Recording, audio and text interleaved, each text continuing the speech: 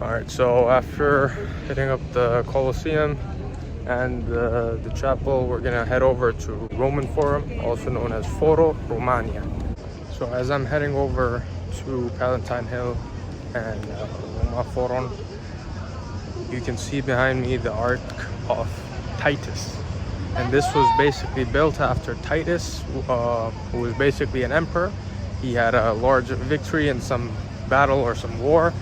The War of River something, it starts with an M, I think. But regardless, it's really beautiful. You know, up close, it looks amazing. Definitely something you want to check out right after the Colosseum. So this entrance on Via de San Gregorio is, you know, less crowded. It's a couple of minutes straight from the Colosseum. I'll show you what the other one looks like.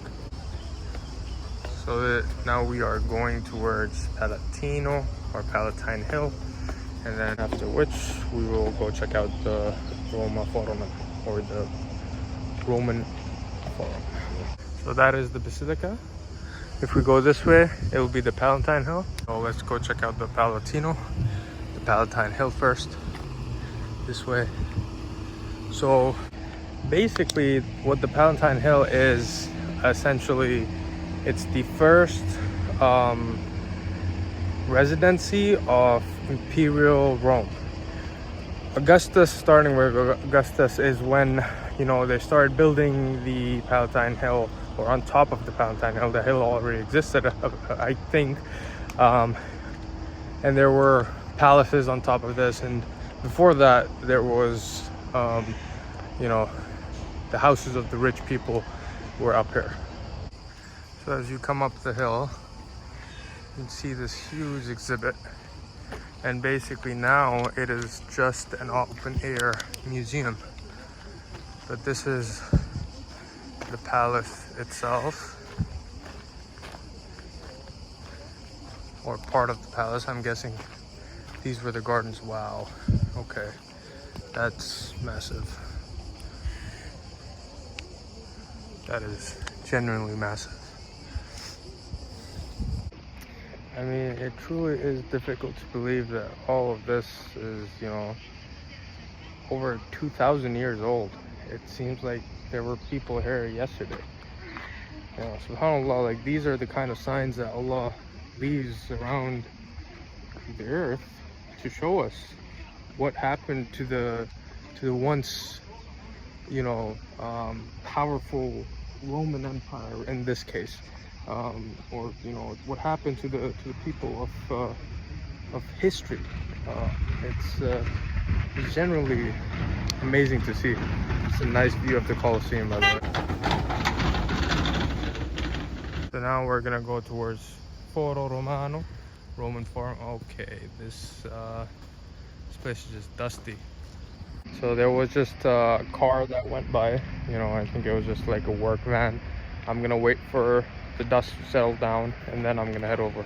So while I cool down, let me explain to you what the Roman Forum is, and I'll try not to mansplain. But essentially, it is a rectangular area where it was a marketplace. It's like a mall, plaza, right? And it was surrounded by important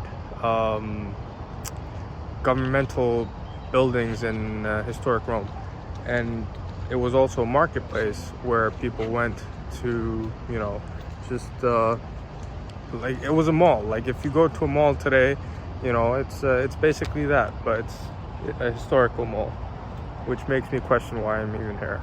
Wow! And let me show you another beautiful view of Rome. So this tells us about the Colosseum and the Ark of Titus after the war. So I would like to make a little correction. This arch that I told you about, it's not the Arch of Titus. It is known as the Arch of Constantine. It's a beautiful view of Rome. So that's my shadow. That's pretty ancient too. But the real thing is this. All of this that you see, it is essentially the foundation of, here comes more dust. It is essentially the foundation of a temple that was dedicated to Sol at one point, and another point another god of the world. That is, you know, another sign of Allah subhanahu wa ta'ala, that if you worship anything but him, then, you know, this is this is the result. This is also the part of the temple right here. You know, the foundation of the and then the Colosseum in the back. And we are going to work the Barberini Vineyard.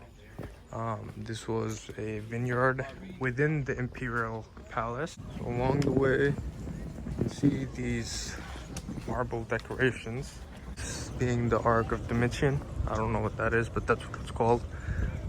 This is also part of the vineyard with marble decorations all along. All the reason for having all these tiny decorations is because before it was a vineyard within the Imperial Palace, it was actually owned by aristocrats of the time, and they used it as their personal vineyard, essentially. So this is the Theater of the Great Fountain. This has also been here for centuries. So this is the entirety of the Roman Forum. Well, not the entirety of it, but this is, you know, part of it, overlooking the theater. But that's the Colosseum. That's the church that I visited. And I mean, this view right here, then this marketplace just gives you an idea of like the kind of lives that the ancient Romans lived. So this is a view atop the Great Fountain with the theater right in sight. So this is the Ark of Titus up close. Just look at the handiwork on that. It is beautiful.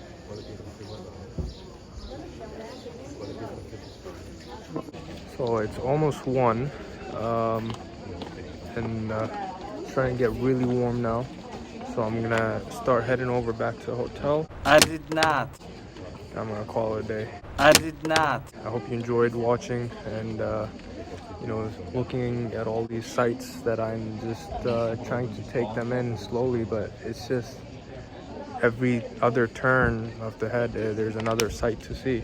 It's absolutely gorgeous. You know, there's history, there's culture, there's I mean, I'm genuinely at a loss of words of the amount of feelings I'm feeling. You know, there's an overwhelming amount of feelings. It's crazy, but yeah, I hope you guys enjoyed watching. I'm gonna continue exploring Rome, and I'll take you guys with me. Stay tuned for the next one. Take it easy. Bye.